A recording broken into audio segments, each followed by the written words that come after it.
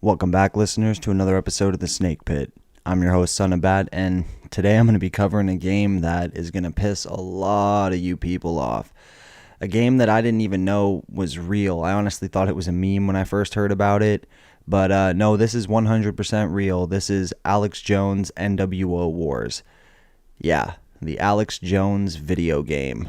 Finally, we're here. We got the Alex Jones video game before GTA 6, ladies and gentlemen, and it is wild. This is one of the funniest fucking games I have played in a long time. It's a throwback to like Metal Slug, which is a game series I fucking grew up on. I fucking love Metal Slug 3 specifically.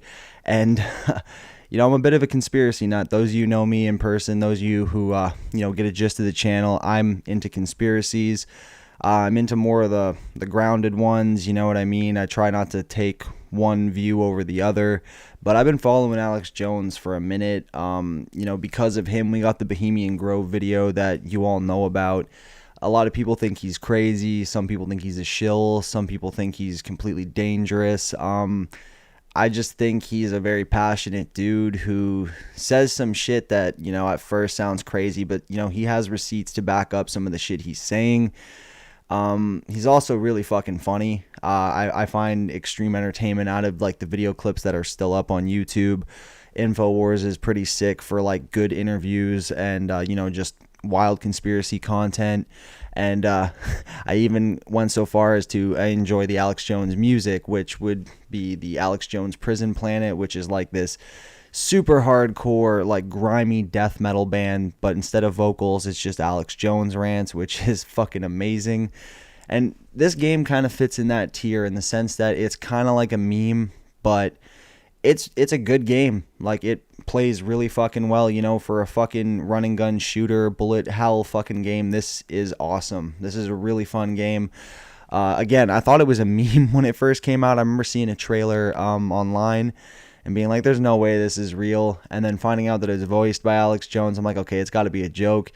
But yeah, like I said, it was real. I went on Steam, saw it, and it was on sale for $17.76 because, of course, it was. I think now it's like $23, but I'll get more into that later. This game has you playing as Alex Jones, and you basically got to save the world from the evil globalist plot to turn everyone into bug-eating, pod-dwelling libtards.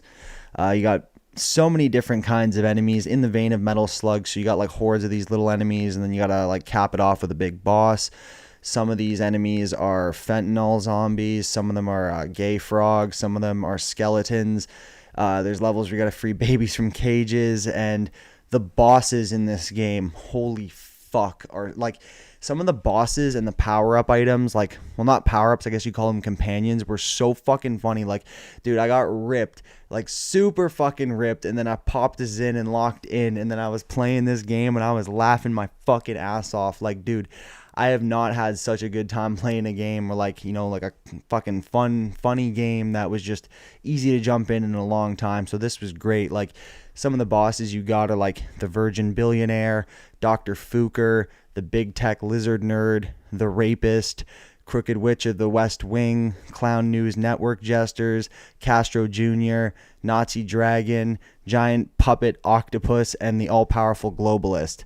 And a lot of these bosses are people we know in the real world, such as Bill Gates, Dr. Fauci, fucking Mark Zuckerberg, the rapist Bill Clinton, his wife, the Wicked Witch of the West Wing, Hillary Clinton, the Clown News Network Jesters, obviously being a dig at fake news, Castro Jr. being our dictator here in Canada, fucking Trudeau. And then you get like Illuminati monsters, and you go fight down in the Illuminati caves at the end of the game, and you fucking save the world. One baby cage at a time. And fuck, man, the levels in this game are so so insane. Like, what other game do you play where you land on Jeffrey Epstein's island and just fucking start blasting zombies and taking out motherfuckers and destroying the whole place? No other game. Like, the amazing sense of like accomplishment and power I got playing this game, taking out some of like the biggest pieces of shit on the planet, was so fucking fun. Like, Oh god, it was just, and like as a fucking satire or whatever we want to call it on like American politics and culture, it just was so fucking funny, man. Like Tucker Carlson shows up to help you against Castro Jr., or in the Castro Jr. level, I should say. Fucking Joe Rogan shows up as a centaur, and like you'll hear him say stuff like, Jamie, pull it up. And it's like so fucking funny, man. Like at some point the fucking Trumpster shows up as like Superman, and he like blasts people with laser eyes. And oh my god, man, like it was so funny. Like this game like had me dying like shit. But memeing aside, like if you, like I said, if you like Metal Slug, this game is pretty much Metal Slug in an Alex Jones skin. The keyboard controls, because it's a PC exclusive, are very well mapped. Like it doesn't really like, because like I mean I'm used to playing Metal Slug on a controller, so when I played it, the ports on Steam, it was kind of like weird. I had to adjust some things around to make it kind of feel like a controller on a keyboard. But for some reason with NWO Wars, the key bindings are perfect the first time around, so you just jump in and just start blasting shit, and it is a great time.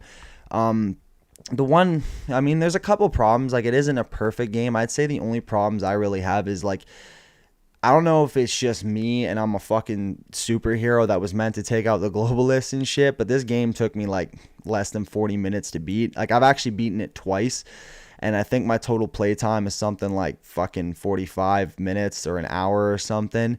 So like the playtime, it's like kind of short, you know. Like it is a really funny game, and the fact that it's even out and you can buy it is insane to me, that it hasn't been taken down or stricken or whatever.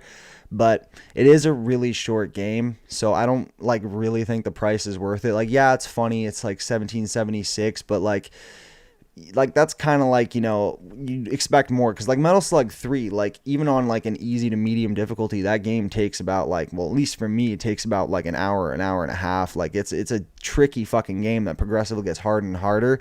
Not to say that this game didn't have its challenges, because it did, but it just, I flew by for me. Like maybe I'm just super used to Metal Slug, or maybe I'm the chosen one, but it's pretty fucking easy. And it kind of limits the replayability a little bit. Again, it goes to the pricing not really being worth it, but you know, it's still pretty fun for what it is.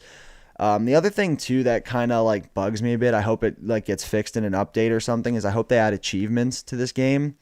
You know, like just a few things, just like a little more bang for the buck, maybe trading cards on the game or something, just like some unique items or something. It's just a, you know, it's just like Metal Slug, but it doesn't really, even Metal Slug has achievements and stuff, you know what I mean? But like, other than that, I mean, it was really fucking fun. I enjoyed it. It's something that like I don't play often, because like I got so many other games I got to dive into, like you heard in the Knights of the Gates of Hell video I probably just put up. But it's something that's fun to just jump into. You know, whenever friends are over that like can take a joke or into memes and shit come by, like, you know, we smoke some joints, I'm like, yo, you want to see something crazy? And we'll play this game. It's pretty fucking fun. You know, I recommend it. I'd say, like, you know, again, if you're a Metal Slug fan, this is going to be perfect for you, because it runs really smoothly. The boss fights are really entertaining. The humor is really funny.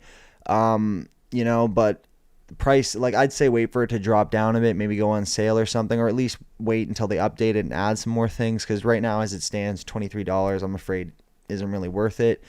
However, you know, and I guess too, some of the voice clips kind of like they kind of repeat the same like jokes every so often, can kind of get old a little bit, like especially later into the game. But oh my god, man, where else are you gonna fucking destroy fucking Bill Clinton while he's trying to shoot demons at you with his fucking saxophone? Like, you know, it's just so fucking jokes, man. Like, it's a wild game. I can't believe it's made. It's a high recommend for me, man.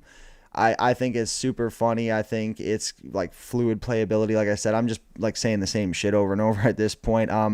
Yeah, wait for it to go down in price. I'd have to probably give this game about a 7 based off what I said before, but even still, it's a good game. Check it out if you got the chance. Hope you guys enjoyed this somewhat shorter episode. Don't forget to like, comment, subscribe. If you want to see more controversial games, movies, any of that stuff, we always got it. It's always ready to go. So until the next one, peace.